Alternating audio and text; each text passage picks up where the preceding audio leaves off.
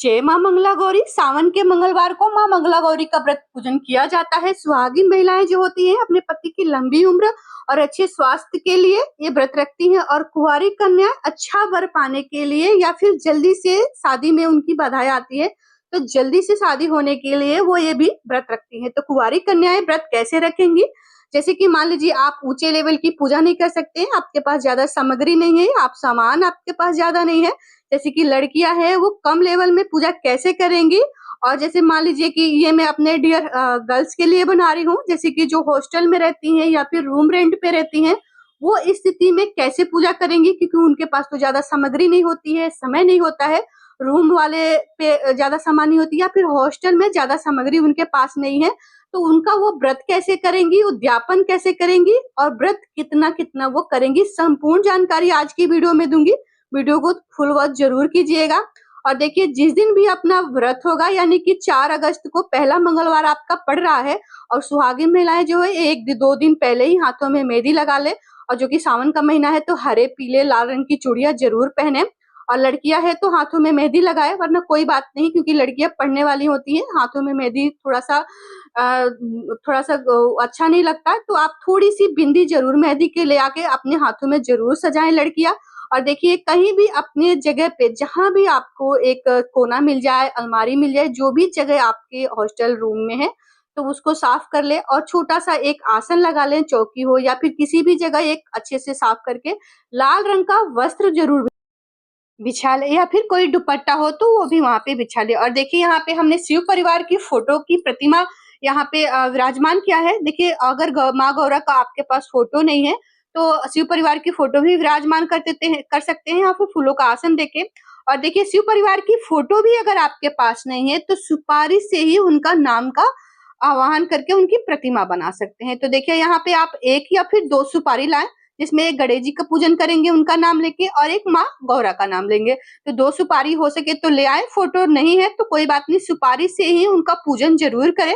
सुपारी में उनका नाम ले, कलावा में लपेट दे या फिर फूलों का या फिर वस्त्रों का आसन देके वहां पे इस तरीके से विराजमान कर दे।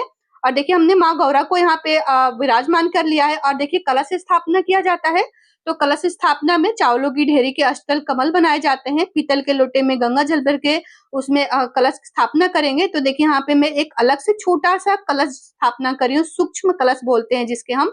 तो यहाँ पे देखिए कलश में हमने जल भर दिया है, गंगा जल नहीं है तो कोई बात नहीं है, नॉर्मल जल भर के आप सिक्का सुपारी और यहाँ पे हल्दी की गांठ या फूल, या फिर चाहे तो आप सिर्फ अक्षत और थोड़ा सा फूल डाल के हम कलश को विराजमान कर लेंगे। और देखिए फूल कलश की वीडियो जो होती है ना, वो श्रीफल की वीडियो होती है, जैसे पंचपल्लव लगा देंगे और एक पानी वाला नारियल जटा वाला हम यहाँ पे विराजमान करके एक आप श्रीफल कलश की स्थापना कर देंगे। तो देखिए यहाँ पे चौमुखी दिया जलाया जाता है, और देखिए चौमुखी यानी कि 16 बातियों का दिया जलाया जाता है। तो 16 बातियों में 4-4 बातियों को अलग करके 4 जगह हमने दीप प्रज्वलित किया है, जो कि 16 की संख्या में हम गिनेंगे।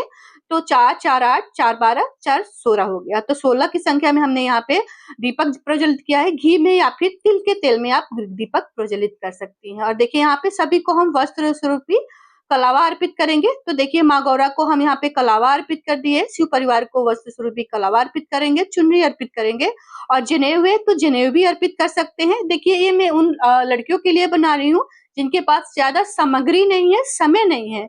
तो देखिए यहाँ पे हमने वस्त्र स्वरूपी कलावा और जनेऊ समर्पित किया है। और देखिए 16 श्रृंगार अर्पित किए जाते हैं, जो कि दान भी किया जाता है और चढ़ाया भी जाता है माँ गौरा को। तो देखिए यहाँ पे मैंने 16 की संख्या में लिया है।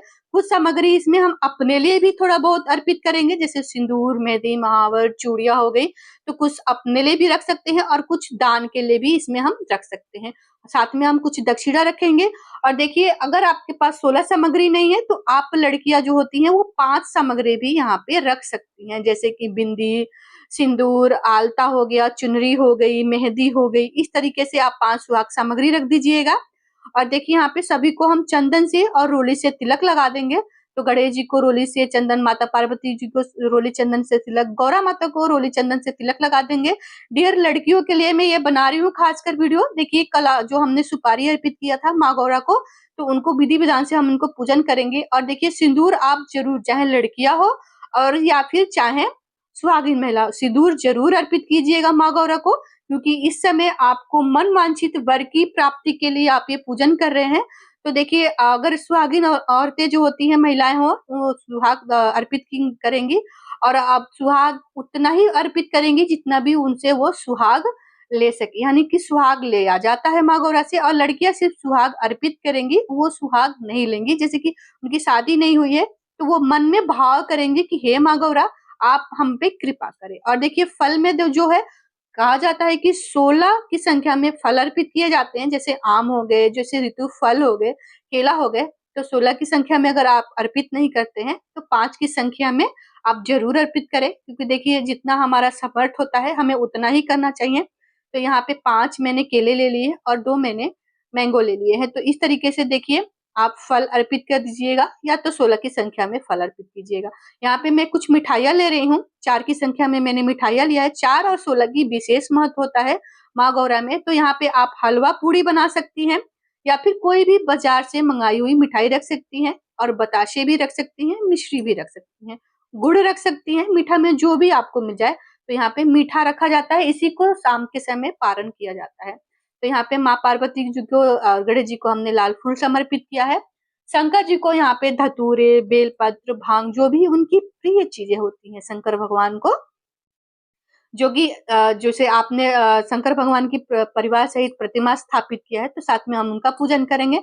नहीं तो सिर्फ गौरा माता को अगर आपने विराजमान किया है, तो अभी मैं थोड़ी देर में बताऊंगी कि गौरा माता को क्या क्या आप सामग्री अर्पित करेंगे। तो देखिए यहाँ पे शिव परिवार को हम बेलपत्र, भांग, धतूरे सभी चीजें अर्पित करेंगे। तो यहाँ पे भांग पे आप थोड़ा सा चंदन लगा दीजिएगा, ओम लिख दीजिएगा। तो यहाँ पे शिव परिवार यानी कि शिव जी को हम यहाँ पे बेलपत्र अर्पित किए हैं, साथ ही में हम उनको भांग अर्पित करेंगे। धतूरे, और धतूरे का फूल मिल जाता है, और कनेर का फूल मिल जाता है, या फिर आप चाहें तो सफेद फूल शंकर जी को अति प्रिय है, तो शंकर जी को सफेद फूल अर्पित किए। आप देखिए गौरा माता की पूजा कैसे करेंगे। तो गौरा माता को, जब गौरा माता ने, पार्वती माता ने शंकर जी की पूजा की थी, तो ऐसे ही 16-16 पत्तों से उनका पूजन किया था। इसी प्रकार से आपको 16 पत्तों का यहाँ पे माँ गौरा को भेंट करना होता है। तो 16 की संख्या में आप एक पेड़, जैसे आम के पेड़ हो गए, अशोका के पेड़ हो गए, पान के पत्ते हो गए, या फिर किसी भी फूल के पत्ते हो गए। तो यहाँ पे देखिए मैं गुलहड़ के फूल के 4 पत्ते लिया है हमने, मदार के पत्ते लिया है, कनेर का पत्ता लिया है,